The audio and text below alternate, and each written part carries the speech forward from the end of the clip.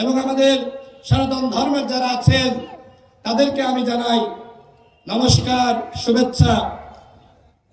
এই অঞ্চলে, এই ইউনিয়নে অনেক সনাতন ধর্মের মানুষ আছে, তাদের কাছে আমি ভোট চাই। আমি আপনাদেরকে নিশ্চয়তা দিচ্ছি, আমি নির্বাচিত হলে সনাতন ধর্মের কোন ভাইয়ের উপর, বোনের উপর জুলুম করা হবে না। কেউ যদি জুলুম করে তাকে আমরা দাঁত ভাঙা জবাব দিব। আমাদের এই অঞ্চলের সবথেকে বড় সমস্যা রাস্তাঘাটের সমস্যা। আমি আপনাদেরকে কথা দিচ্ছি, যদি আপনারা ভোট দিয়ে আমাকে নির্বাচিত করেন তাহলে গ্রাম থেকে শহর প্রত্যেকটা জায়গায় পাকা রাস্তা করে দেওয়া হবে ইনশাআল্লাহ। শিক্ষা ব্যবস্থার উন্নয়ন, চিকিৎসা ব্যবস্থার উন্নয়ন করা হবে ইনশাআল্লাহ। কৃষকদের কৃষির উন্নয়ন করা হবে, কৃষি ব্যবস্থার উন্নয়ন করা হবে ইনশাআল্লাহ। এবং যারা আছেন, যাদের পরিবার রয়েছে, বিএনপির পক্ষ থেকে বলা হয়েছে ফ্যামিলি কার্ড দেওয়া হবে, বলা হয়েছে না? এবং কৃষি কার্ড দেওয়া হবে। অন্য দলকে এগুলো ঘোষণা করতে পেরেছে? অন্য দলের তো পরিকল্পনাই নাই, আছে? বিএনপি রাষ্ট্র পরিচালনার অভিজ্ঞতা রয়েছে, সুতরাং বিএনপি যা বোঝে অন্যরা তা 5 বছর পরে গিয়ে বোঝে, উপলব্ধি করে। সুতরাং এই বিএনপিকে আপনারা যদি ক্ষমতায় না আনতে পারেন তাহলে এই রাষ্ট্র পরিচালনা করা সম্ভবপর হবে না। কারণ একমাত্র দল যাদের অতীতে ক্ষমতায় গিয়ে দেশ পরিচালনা করার অভিজ্ঞতা আছে। আপনারা এই দলটিকে ভোট দিয়ে জয়যুক্ত করুন। আপনাদের কারোর মনের মধ্যে কি সন্দেহ আছে যে 12ই ফেব্রুয়ারি যে নির্বাচন হবে, এই নির্বাচনের পরে তারেক রহমান প্রধানমন্ত্রী হবে? এটা কি আপনারা বিশ্বাস করেন? এই বিশ্বাসটা আছে?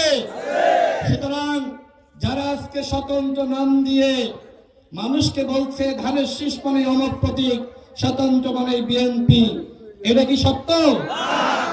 বিএনপির দরজা তাদের জন্য চিরতরে বন্ধ হয়ে গেছে। যদি কেউ মনে করে যে আমরা পাস করব, এরপরে আবার বিএনপি করব, বহিষ্কার তুলে নেবে, যে বহিষ্কার হয়েছে এই বহিষ্কার চিরকালের জন্য হয়েছে। এরা বিএনপিতে ফেরার আর সুযোগ নাই। তারেক রহমানের সিদ্ধান্ত যে মানে না, সে হলো সচ্চা বেয়াদব, সে বিএনপি করতে পারে না। আজকে কতিপয় মানুষকে বিভ্রান্ত করছে যে আমরাও শহীদ প্রেসিডেন্ট জিয়াউর রহমানের সৈনিক, তারেক রহমানের সৈনিক, বেগম খালেদা জিয়াকে আমরা শ্রদ্ধা করি। ওরা যদি প্রকৃতপক্ষে বিএনপির সৈনিক হতো তাহলে বিএনপির মাননীয় চেয়ারম্যান তারেক রহমানকে বৃদ্ধাঙ্গুলি দেখিয়ে এইভাবে তার সিদ্ধান্তের বাইরে গিয়ে নির্বাচন করতে পারত না। সুতরাং ওরা কোনো বিএনপি নয়। যদি কোথাও বিএনপির পরিচয়ে সব প্রকাশের নামে ব্যানার ফেস্টুন টাঙিয়ে বিএনপির নেতা কর্মীদেরকে বিভ্রান্ত করার চেষ্টা করে, ওদেরকে ঝাঁকিয়ে বিদায় করবে। আমরা স্পষ্টভাবে বলছি, আমরা যদি দায়িত্ব পাই, আল্লাহ যদি আমাদেরকে দায়িত্ব দেয়, ওদের দুর্নীতি, চাঁদাবাজি, লুটপাট বন্ধ করে দেওয়া হবে। গণঅভ্যুত্থানের পরে হাত দখল, বাজার দখল, ঘের দখল করেছে, মানুষকে নিপীড়ন করেছে, ধান্দাবাজি করেছে।